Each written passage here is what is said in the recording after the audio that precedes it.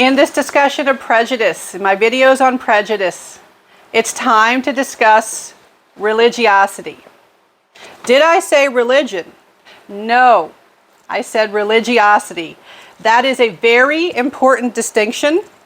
I am never at any point going to be tearing apart or criticizing any one particular religion.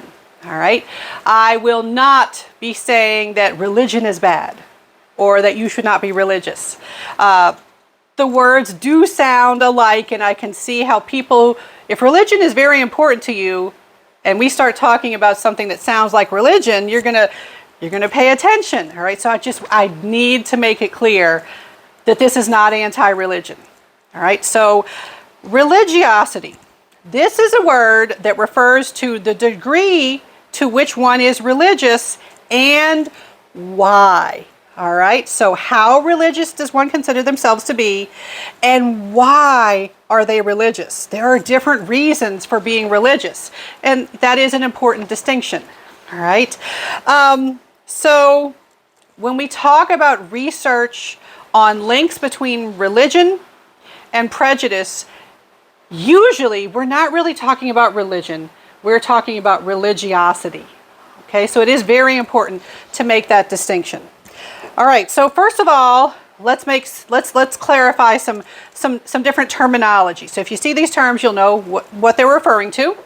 All right, so first of all, we have intrinsic religiosity and extrinsic I'm going to say it. Religiosity. Intrinsic, extrinsic. You might have learned these terms before. Intrinsic, within the self. Extrinsic, somehow from outside the self. People with intrinsic religiosity, they have a sincere, personal, deeply held belief in their faith's teaching. Why? If you have intrinsic religiosity, if you ask somebody, why do you believe? They'll say, because in my heart, I truly believe, and I endorse all of the tenets, the doctrine of my faith, my religion. It feels right to me. I truly, personally, individually believe. They attempt to apply the principles of their faith to everyday behaviors. All right, so to use an example, since I am teaching in an area where most students would be familiar with Christianity, all right, I know people can come to YouTube from all over the world, but most of my students, they would be familiar with Christianity. And so when you hear people say things like, well, what would Jesus do? That's that sort of behavior. Like, okay, so I'm going to try to apply these principles to my everyday behavior. I'm going to live the life that is recommended by my faith, by my religion, by my church. Okay? Now, with intrinsic religiosity,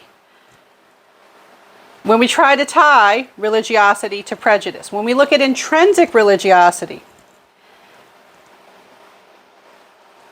a lot of things depend on what the church or the religion teaches.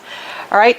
If their religion teaches tolerance, if their religion teaches love, warmth, acceptance, they tend to be low in prejudice.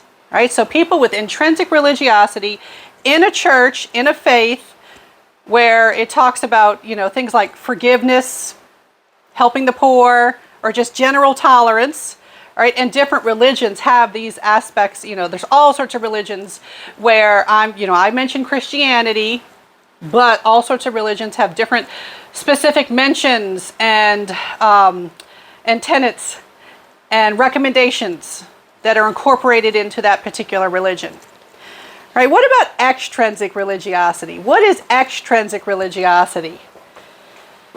This is when you are religious because of social and practical rewards.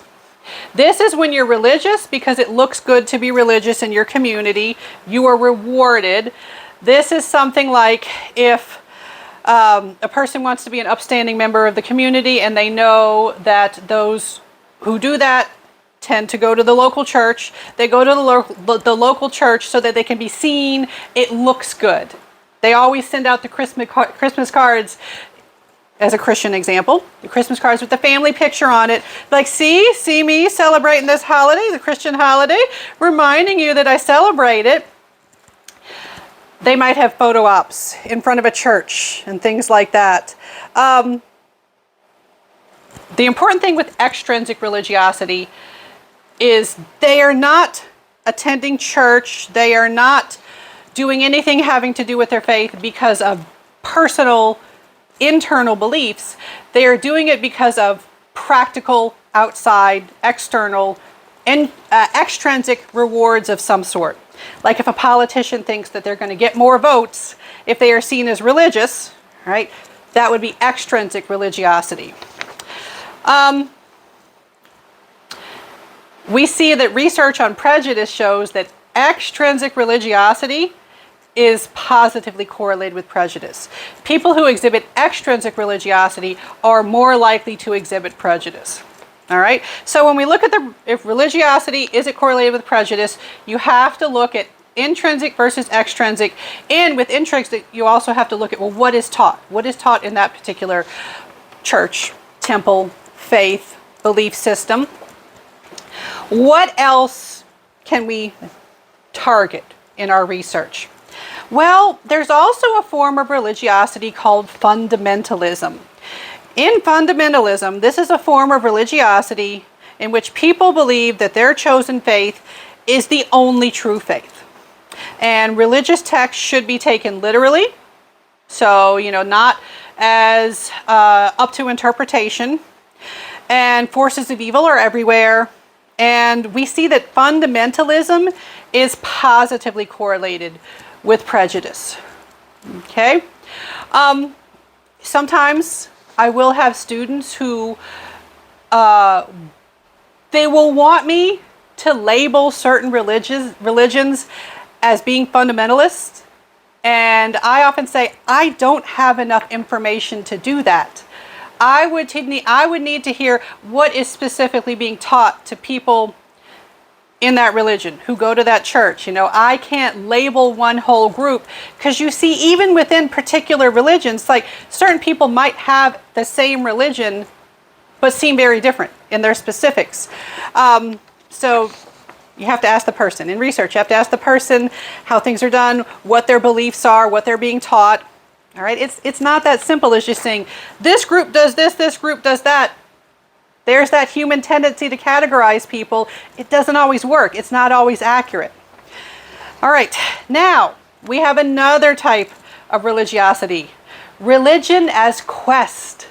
All right, some people exhibit the religion as quest ideology.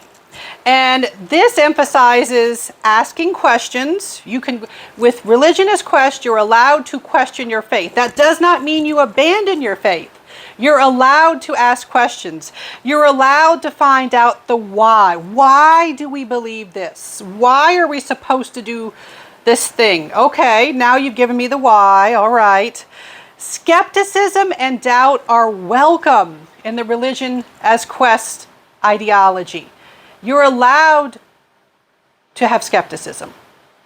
Sometimes skepticism leads you to more information, and sometimes it strengthens your belief. Depending on the individual situation.